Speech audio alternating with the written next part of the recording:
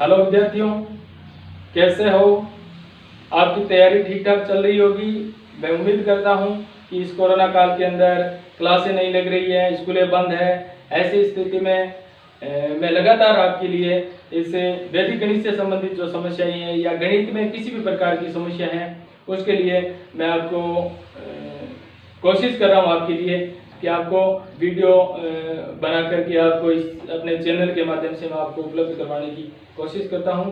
अगर आपने अभी तक हमारा चैनल सब्सक्राइब नहीं किया है तो विद्या भारती आदर्श पब्लिक स्कूल बिग्गा के नाम से यूट्यूब चैनल बना हुआ है, उस चैनल पर जाकर के या इस नाम से भी आप सर्च कर सकते हैं तो हमारा चैनल आ जाएगा और उस चैनल को आप सब्सक्राइब कर सकते हैं, उसको लाइक कर सकते हैं, शेयर कर सकते हैं। तो आप ज़्यादा से ज़्यादा इस गणित विषय से संबंधित है वो फायदा उठाएं। खास करके 10वीं बोर्ड के बच्चे जो हैं वो या बेसिक गणित से संबंधित जितने भी टॉपिक्स हैं वो इस चैनल पर प्लेलिस्ट के अंदर वीडियो अपलोड किए हुए हैं, उसको भी आप देख सकते हैं। अन्य विद्यार्थी भी इस चीज़ का फायदा उठा सकते हैं, लेकिन आप उसको नियमित रूप से वीडियो को देखते रहेंगे, नियमित रूप से आप इसको पूरा देखेंगे तब ये सारी चीज़ आपकी समझ में आ जाएगी। तो चलिए आज अपन बात करते हैं आपके पीछे से जो चले आ रहे टॉपिक है वैदिक गणित कक्षा 10 में जो वैदिक गणित चल रही है उस वैदिक गणित का टॉपिक है भाग विधि से, यानी चौथी संक्रिया अपनी जो है चौथी संक्रिया में भाग विधि से नंबर 1 अपने निखिलम विधि से भाग करना सीख लिया था पिछले वाले वीडियो में, और आज हम सीखेंगे परावर्ती योजित विधि से भाग करना कि परावर्ती योजित विधि से कैसे भाग किया जाता है।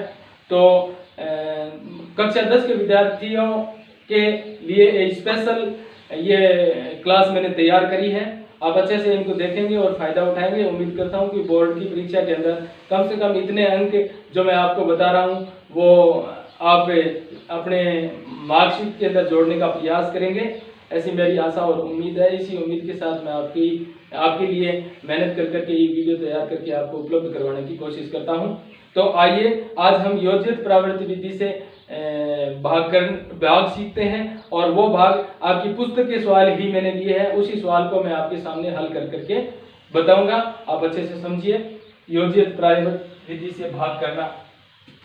देखो ये वैदिक गणित है, जो विषय अपना जो चल रहा है वो कक्षा 10 में प्रश्नावली 1 का विषय है। फिर उसके अंदर 3 संक्रियाएं हैं, जो योग संक्रिया है, व्यवकलन संक्रिया है और गुणन संक्रिया, उसको हमने पीछे वाले वीडियो में क्लियर कर लिया। और अब हम बात कर रहे हैं भाग संक्रिया की। भाग संक्रिया में भी एक भाग हमने पीछे वाले वीडियो में पढ़ लिया, जो निखिलम विधि से भाग करना था वो पढ़ लिया। अब परावर्त योजित विधि से भाग करना है, उसमें यही चीज है जो पीछे वाले वीडियो में हमने लगभग पढ़ी थी, उसमें थोड़ा सा बदलाव है और ज्यादा कुछ इसमें कंफ्यूज होने की जरूरत नहीं है। वो सेम ही चीज है जो निखिलम विधि से भाग करते हैं वो इसमें परावर्त योजित विधि में है, बस थोड़ा सा चेंज है। जहां परावर्त विधि नाम आता है तो वहां थोड़ा सा परिवर्तन करना है, ज्यादा और लंबा चौड़ा कुछ नहीं है, बाकी वो सेम चीज है। अच्छे से समझेंगे, नो टेंशन होकर के समझेंगे, शानदार तरीके से मैं आपको बताने की कोशिश करूंगा, अच्छे तरीके से समझाने की कोशिश करूंगा, आसान भाषा में समझाने की कोशिश करूंगा। तो आइए आज हम पढ़ते हैं परावर्ती योजित विधि से भाग। तो अब सवाल आपके लिया है मैंने, आपकी पुस्तक का ही सवाल है, प्रश्नावली का ही सवाल है। 1154 में भाग देना है 103 का। तो चलिए अब अपने को सबसे पहले किसकी जरूरत पड़ेगी? आपको आधार की जरूरत पड़ेगी। तो भैया आधार क्या है इसमें? 103 का आधार क्या होगा? 100 होगा। वो पीछे वाली सेम प्रक्रिया मैंने बता दिया आपको, ये इसका आधार हो जाएगा 100। आधार 100 हो जाएगा तो विचलन निकालना है अब अपने को। तो विचलन कितना है? विचलन है आपके पास संख्या माइनस आधार, संख्या माइनस आधार। तो विचलन कितना आ जाएगा? विचलन आ जाएगा आपके पास 0.3। अब पूछोगे कि सर 0.3 क्यों लिखते हो? 0.3 इसलिए लिखा जाता है कि आपके आधार के अंदर 2 जीरो है, इसलिए इकाई में नहीं लिख सकते, इसको दहाई में लिखना पड़ता है, इसलिए हमने 0.3 लिखा है। ठीक है, अब ये 0.3 किसके हैं? माइनस के हैं या प्लस के हैं? तो 0.3 प्लस के हैं। किसके हैं? प्लस के हैं 0.3। इस चीज का भी आप ध्यान रखोगे। फिर आपको निकालना है क्या? परिवर्तित अंक। परिवर्तित परिवर्तित अंक। ये परिवर्तित अंक कहां से आएगा? ये परिवर्तित अंक आएगा, बस थोड़ा सा गुमराह करा हुआ, बाकी वो सेम निखिलन विधि है। ये परिवर्तित अंक कहाँ होगा? आपका जो विचलन है, इसको प्लस को माइनस में बदल देते हैं और माइनस को प्लस में बदल देते हैं, यानी कन्वर्जन किया हुआ है, बाकी कुछ नहीं है, यही इसका परिवर्तित है। ठीक है, ये परिवर्तित नाम थोड़ा सा सही नहीं दिख रहा है मैं तो आपको,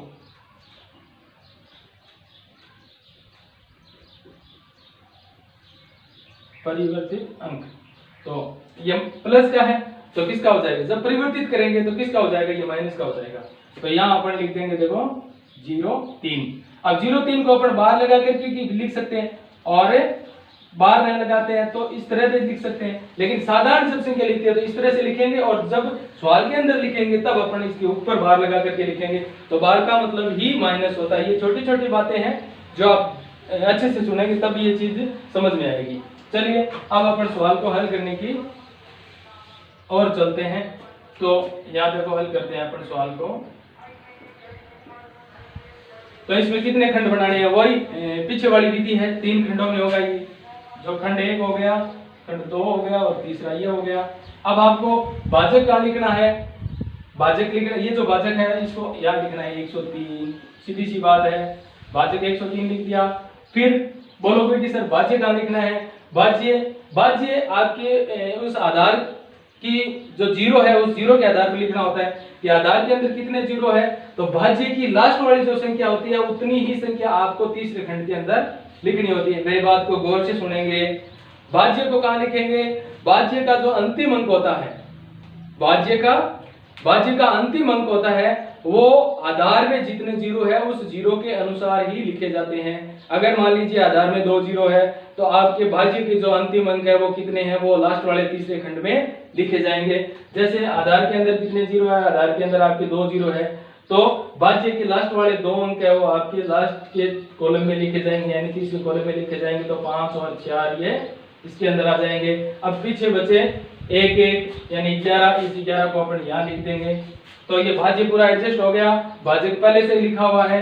फिर क्या चीज लिखनी है अपने को? फिर अपने को लिखना है परिवर्तित अंक। परिवर्तित अंक क्या है? परिवर्तित अंक माइनस का है, तो यहाँ आपको बाहर लगाने की जरूरत पड़ेगी। देखो यहाँ परिवर्तित अंक लिख देंगे 0 और 3, इसके ऊपर बार लगा देंगे अपन 0 और 3, यानी 0 के ऊपर बार लगा देंगे और 3 के ऊपर भी बार लगा देंगे। इससे ये पता चलता है कि ये संख्या माइनस की है। चलिए अब आगे अपन इसको हल कर करके देखते हैं। तो वही प्रक्रिया है जैसे उसमें आपने करा था ना पीछे वाले सवाल के अंदर, उसी प्रकार से आपको इनको हल करना है। तो पहले जो संख्या है इसको है वैसे के वैसे लिख देंगे। तो 1 को है वैसे के वैसे लिख दिया। 1 को है वैसे के वैसे लिख करके फिर आपको इस 1 को 0,3 से, यानी जो परिवर्तित अंक है इसको आपको गुणा करना होगा। तो 1 को 0,3 से गुणा करोगे तो बताओ क्या आएगा?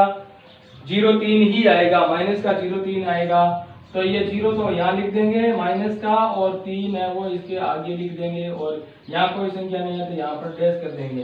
ठीक है, यहाँ नीचे आ गए।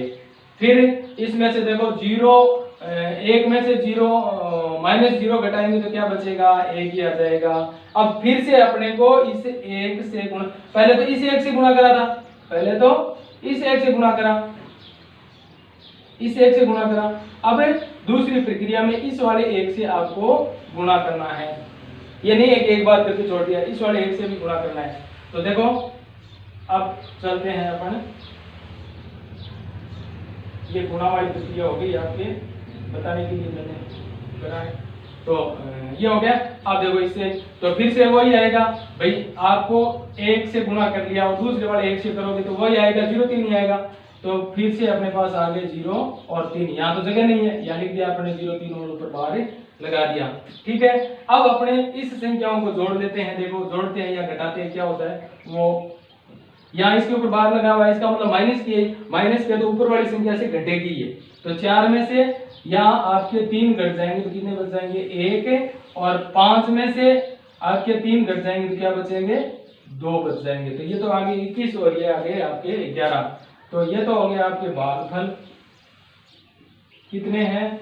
भागफल है आपके 11 और ये है आपके शेषफल कितने हैं? शेषफल आपके पास है 21। इस तरह से आपका ये पहला सवाल हल हो जाता है। फिर चलते हैं दूसरे सवाल की तरफ। तो आइए अपन दूसरा सवाल समझते हैं।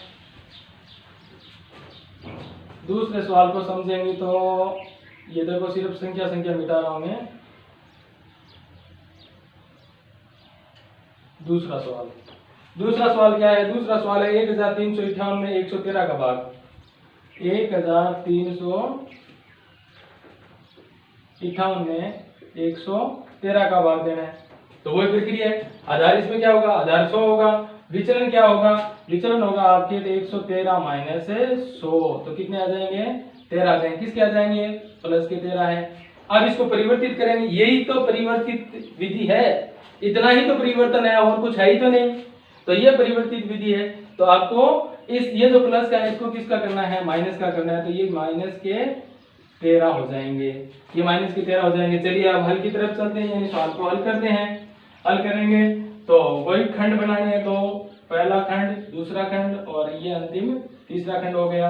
अब इसको अच्छे से समझने का प्रयास करेंगे। देखो, पहले खंड के अंदर अपन क्या लिखेंगे?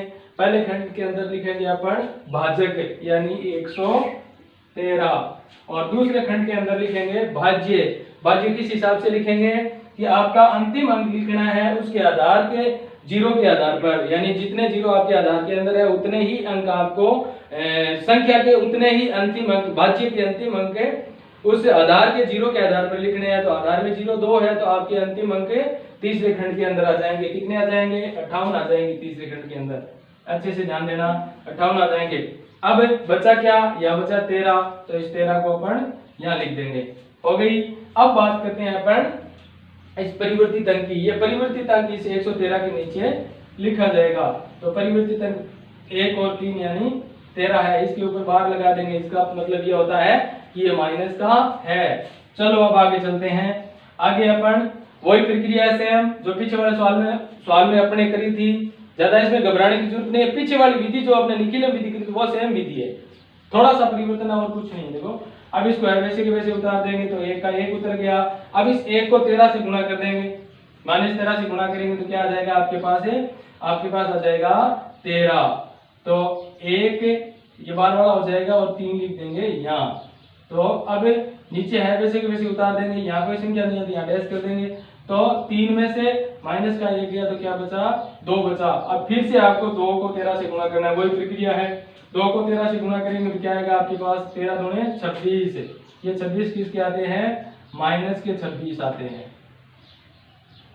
ये माइनस के 26 आ गए हैं। अब आपको घटाना है। देखो, 8 में से 6 गए 2, और क्योंकि यहाँ माइनस की संख्या है, और 5 में से 3 गए कितने? ये भी माइनस के, 5 में से 3 गए 2, और फिर ये 2 है वो भी माइनस के हैं, इसलिए इसको भी घटाना पड़ेगा। तो 2 में से 2 गया 0।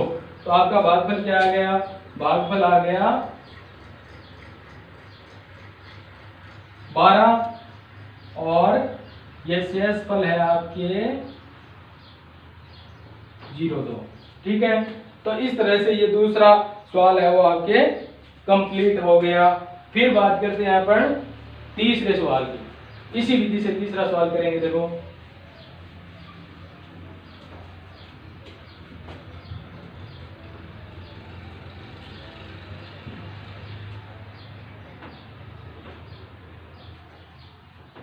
अब देखो तीसरा सवाल है आपके 1432 में 88 का भाग। संख्या क्या है आपके पास? 1432। इसमें भाग देना है 88 का। ठीक है। तो आधार वही चीज है, आधार 100 ही है, क्योंकि ये 100 से कम जरूर है लेकिन है 100 ही। इसका आधार है वो 100 ही होगा, क्योंकि संख्या ऋणात्मक भी हो सकती है और धनात्मक भी हो सकती है।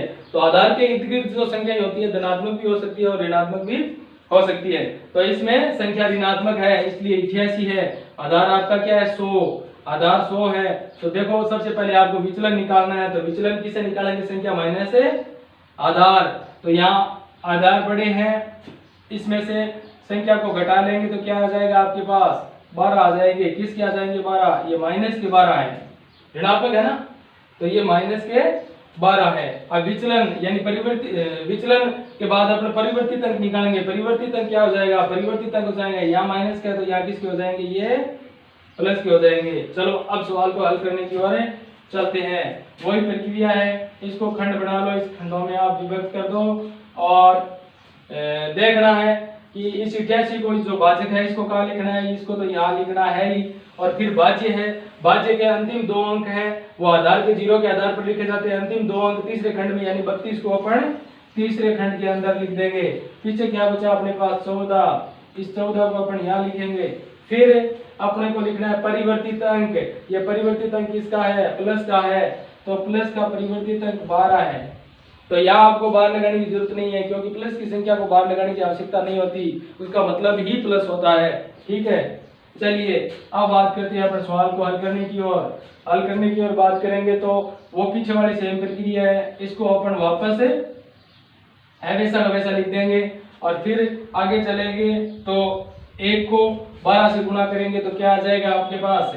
आपके पास आ जाएगा 12, यानी ये आ गए 12, इसके नीचे कुछ नहीं है। ठीक है, फिर इसमें से घटाया तो क्या क्या आ गया आपके पास? घटाया तब आ गए आपके पास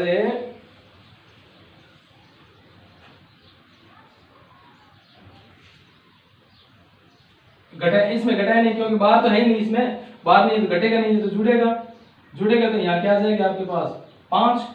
अब इस 5 को 12 से गुणा करना है, 5 को 12 से गुणा करोगे तो क्या आ जाएगा आपके पास? 60।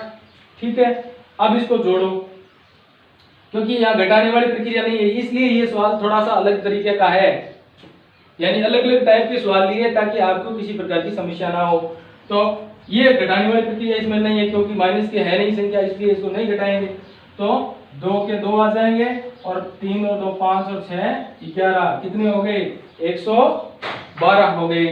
अब यहाँ समझने वाली बात यह है कि पीछे वाले वीडियो में भी मैंने आपको अच्छे से समझाने का प्रयास किया है, इसमें भी फिर से गौर करके देख लो कि यहाँ 112 आ गए और इस भाजक से अधिक है। ऐसी स्थिति में यानी शेषफल 112 बच रहे हैं तो भाजक से अधिक है। ऐसी स्थिति में आपका क्या करना है कि यहाँ अंक कितने होने चाहिए? 2 ही अंक होने चाहिए, 2 से अधिक अंक नहीं हो सकते, क्योंकि आधार के अंदर 0 कितने हैं? 2 है, इसलिए यहाँ अंक कितने हो रहे हैं? 3 हो रहे हैं। ऐसी स्थिति में अपने को क्या करना है कि शेषफल अधिक आ रहा है, किससे? भाजक से। भाजक 88 शेषफल अधिक आ रहा है, तो फिर से भाग जाने की संभावना बनती है, संभावना होती है, तो इसको कर करके देखेंगे। फिर ऐसी स्थिति में अपने को क्या करना है कि एक बार फिर से अपने को इस 88 यहाँ 88 तब भी काम आएंगे जब यहाँ शेषफल अधिक होंगे, अन्यथा ये जो संख्या है कोई काम नहीं आती है, वैसी की वैसी पड़ी रहती है। लेकिन तब काम आती है जब आपके ये शेषफल है वो अधिक बचती है, तब ये संख्या आपके काम आ जाती है।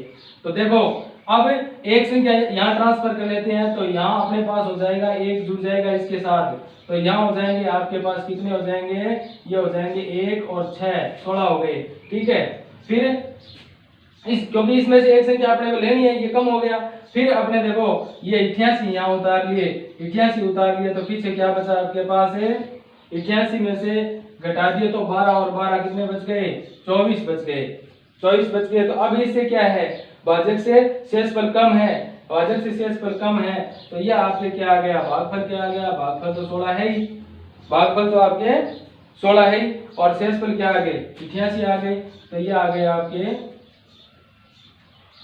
भागफल 16 और ये आपके शेषफल 24। तो इस तरह से आपको इस सवाल को हल करना है, क्योंकि माइनस वाला है और इसमें 2-3 चीजें अलग से है कि इसमें शेषफल भी अलग आ गया और यानी ज्यादा आ गया, शेषफल ज्यादा आ गया। ऐसी स्थिति में क्या करना है, तो इसको भी समझना जरूरी है, इसलिए ये अन्य सवालों से अलग सवाल है। चलिए आपके समझ में आ गया होगा, नहीं आया तो आप इस वीडियो को बार बार देखेंगे तो समझ में आ जाएगा।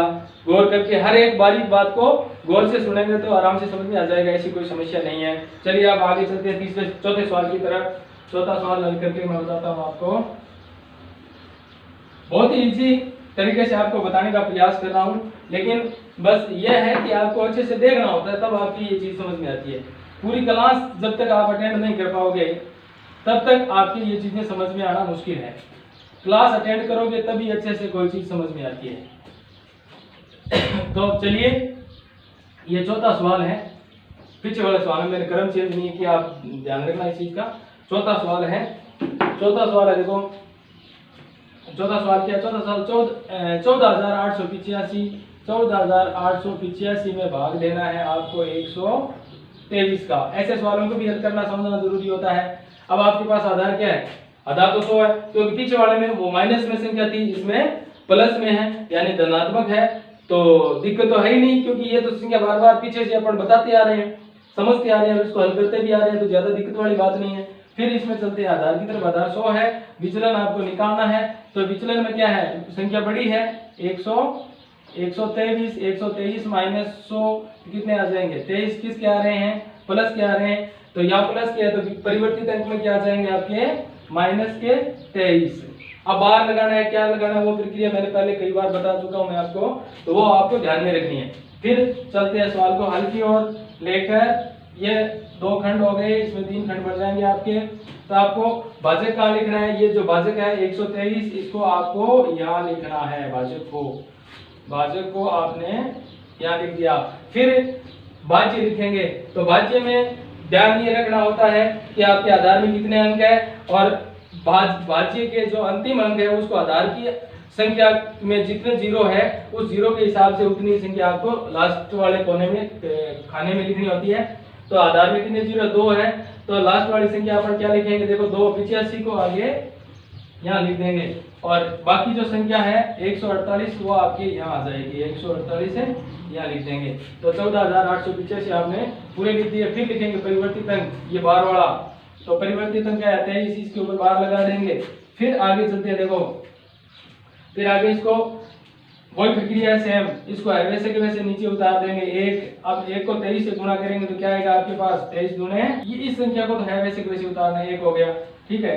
फिर अब इस 23 को इससे गुणा करना है, तो क्या ये 23 है वो यहाँ लिख दिया अपन, ठीक है, 23 इसके नीचे लिख दिए। अब यहाँ जो संख्या है इसको डैश कर देंगे क्योंकि कुछ है नहीं, तो एक संख्या को इसके नीचे उतार लोगे, एक संख्या को नीचे उतारेंगे तो यहाँ क्या बचेगा आपके पास? माइनस के 2 बचेंगे। तो 23 दूने कितने हो जाते हैं? 46। शायद हमने वहां गलती कर दी होती, 23 दूने 46 यानी 4 और 6 यहाँ कर देंगे, ये 12 हो जाएगा इसका, ठीक है। फिर अपन इसको घटाते हैं, देखो इसको घटाएंगे तो क्या आएगा आपके पास है? इसको घटाएंगे तो 8 में से 3 गया 5 और 5 में से 4 गया 1। तो फिर से अपने को एक बार 23 को और लिखना पड़ेगा, तो क्योंकि इससे गुणा करना पड़ेगा ना, हर संख्या को हर बार गुणा करना पड़ेगा। तो 23 यहाँ लिख दिए, देखो 23 ये माइनस के हैं, इस पे बार लगे हुए हैं 23 के। तो अब इसको अपन घटाएंगे तो 5 में से 3 गए, क्या बचा? 2, और यहाँ 8 में से 6 गए 2, और 2 में से 2 गया 0, ये आपके आ गए 0,2, और ये आ गए 21। तो भागफल क्या आ गया? भागफल आपके पास है 21, और शेषफल क्या आ गया? शेषफल आपके पास है 0,2। तो ये आपका चौथा और अंतिम सवाल था, इसको मैंने आपको समझाने का प्रयास किया है। तो विद्यार्थियों कैसा लगा है मेरा वीडियो? आपके क्या चीज समझ में आ रही है, क्या चीज समझ में नहीं आ रही है? अगर नहीं भी आ रही है तो आप कमेंट बॉक्स के अंदर लिख सकते हैं, बता सकते हैं कि ये चीज समझ में नहीं आती है। उस चीज को मैं दोबारा आपके लिए तैयार करके फिर से समझाने का प्रयास करूंगा, उस विधि से समझाने का प्रयास करूंगा। हालांकि मैंने अच्छे से समझाने का प्रयास किया है, फिर भी अगर कोई कमी रह जाती है, क्योंकि इंसान से गलती हो जाती है, कमी हो जाती है, फिर भी अगर कमी रह जाती है तो हम इस चीज को दोबारा आपके लिए तैयार कर करके फिर से समझाने का प्रयास करेंगे, अच्छे से समझाने का प्रयास करेंगे, क्योंकि आपकी बोर्ड की परीक्षा निश्चित तौर पर होगी। और तब तक आप घर बैठे आराम से तैयारी करते रहें, और हमारे चैनल को सब्सक्राइब करिए नहीं करा है तो, और शेयर करिए अन्य बच्चों को, ताकि उनको भी फायदा मिले, और आप नियमित रूप से जो भी वीडियो है उसको देखते रहिए। लेकिन शर्त यह है कि किसी भी आदमी का अलग अलग नजरिया होता है, किसी चीज को समझाने का अलग अलग तरीका होता है। जब तक आप उस आदमी की पूरी प्रक्रिया या पूरी बात को नहीं सुनेंगे, तब तक उसमें क्या खासियत है उसके बारे में आपको पता नहीं चलेगा। आपने ऊपर से वीडियो देख लिया और पूरी बात को नहीं सुना है, तो अगला क्या कहना चाह रहा है उसके बारे में तो आपने सुना ही नहीं है। जब हम किसी बात को या किसी आदमी की किसी बात को पूरा सुनेंगे, तब उसमें पता चलेगा कि हमारे लायक इसमें क्या चीज़ है, हमारे लायक की कौन सी चीज़ें नहीं है। तो जब हमारे बिल्कुल ही लायक नहीं है तब हम उस चीज़ को डिसलाइक करते हैं, और हमारे लायक की अगर चीज़ें हैं, हमारे काम की अगर चीज़ें हैं तो उसको हमें लाइक करना चाहिए। मैं इसी आशा और उम्मीद के साथ आपको ये चीज़ें उपलब्ध करवाता हूँ कि मेरी बात आप लोगों तक पहुँचे और आप लोग इस चीज़ को समझें और फ्री में आप इस चीज़ का फ़ायदा उठाएं, क्योंकि मैं 2-3 घंटे आपको दे रहा हूँ, मेहनत कर करके अपलोड कर रहा हूँ। तो आपको सिर्फ देखना है, सिर्फ चैनल का लाइक बटन दबाना है, सब्सक्राइब का बटन दबाना है, शेयर का बटन दबाना है, आपको कुछ करना ही नहीं है।